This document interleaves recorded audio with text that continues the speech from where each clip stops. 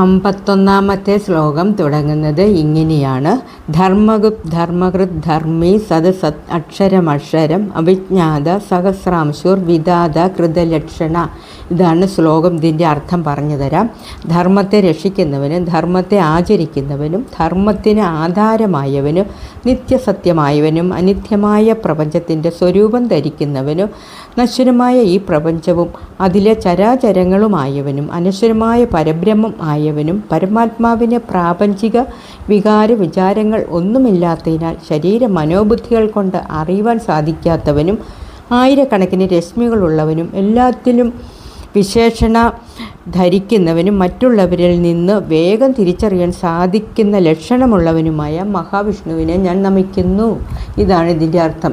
ഇത് നമ്മൾ എത്രമാത്രം മനസ്സിലാക്കി ജപിക്കുന്നു അത്രമാത്രം ഗുണം നിങ്ങളുടെ ഓരോരുത്തരുടെയും ലൈഫിലുണ്ടായിരിക്കും. അതുകൊണ്ട് എല്ലാവരും ജപിക്കുക.